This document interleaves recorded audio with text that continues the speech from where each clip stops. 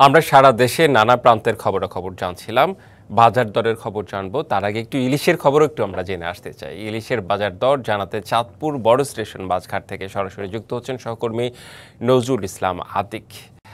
আতিক, এখন তো ইলিশের ভরা মৌসুম, দাম কেমন দেখছেন বিস্তারিত জানতে চাই আপনার কাছে।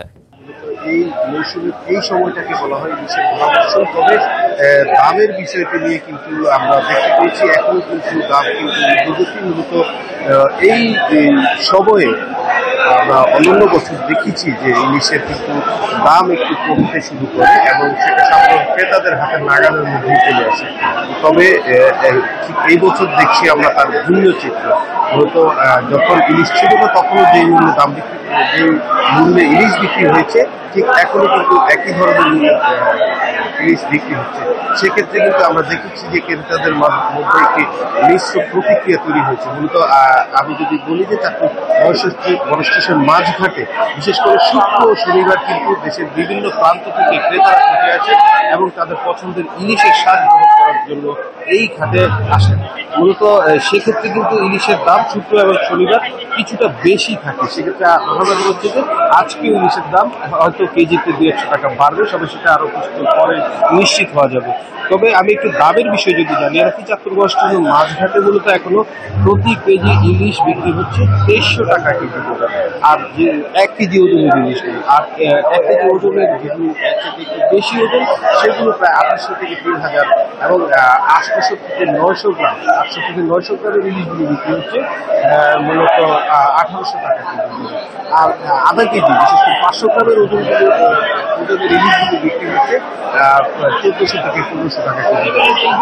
তবে একটি বিষয় আমি আপনাকে জানিয়ে রাখি যে মূলত কিছুদিন আগে ভারতে ইলিশ রপ্তানির যে সিদ্ধান্ত সরকার নেয় এবং সেখানে যে একটি দর নির্ধারণ করা হয় মূলত 1525 টাকা, সেই দরের বিষয় নিয়ে কিন্তু আমরা দেখেছি সাধারণ ক্রেতাদের মধ্যে কিন্তু প্রতিক্রিয়া সৃষ্টি হয়েছে। কিন্তু তারা দাবি করছেন দেশের মানুষ যেখানে ইলিশ খেতে হয় 2200 থেকে 2300 টাকা কেজি দরে, ঠিক সেখানেই ভারতে রপ্তানি করা হচ্ছে 1500 থেকে 1525 টাকা করে। সেক্ষেত্রে কিন্তু দেশের যারা নাগরিক বিশেষ করে আমাদের স্থানীয় চাঁদপুরের যারা রয়েছে তারা কিন্তু এই বিষয়টাতে ব্যাপক প্রতিক্রিয়া দেখাচ্ছে। বিশেষ করে তারা কিন্তু এই 1500 টাকায় কিন্তু ইলিশ সংগ্রহ করতে পারছে না। বিশেষ করে তাদের পছন্দের 1 কেজি ওজনের ইলিশ কিন্তু তারা পাবে।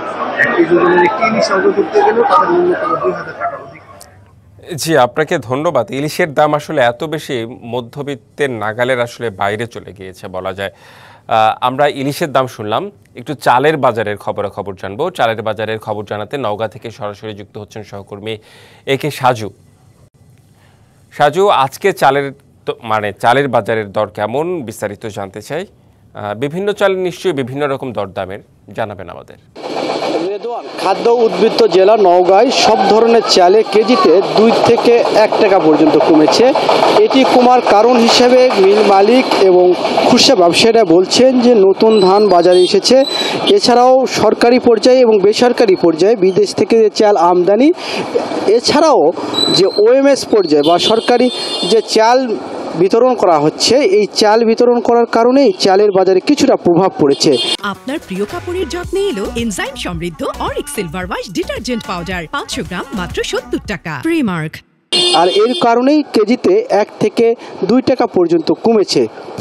প্রকারভেদে সব চালেই এই দাম আমরা কম লক্ষ্য করছি। তবে আমরা গত জুন জুলাই দেখেছি লাফিয়ে লাফিয়ে যে চালের দাম বেড়েছে, 8 থেকে 10 টাকা পর্যন্ত কেজিতে বেড়েছিল।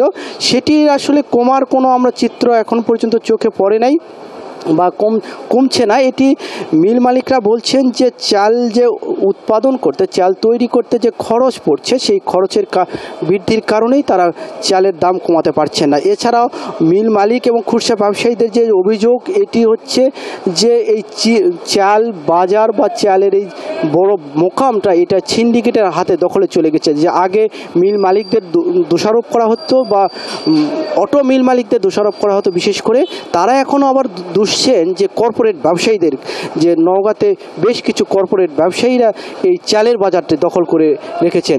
এই কারণেই চালের বাজার সহজেই কেউ মিল মালিক বা অটো মিল মালিকরা বা হাস্কিন মিল মালিকরা যদি চাইলেই এই মিল বাজারটা নিয়ন্ত্রণ করতে পারছেন না। মিল মালিকটা এই বাজার পুরোপুরি মানে গুটি কয়েক ব্যবসায়ীর কাছে চলে গেছে। এই কারণেই এই সিন্ডিকেটটি দিন দিন আরও শক্তিশালী হচ্ছে বলে অভিযোগ পাওয়া যাচ্ছে।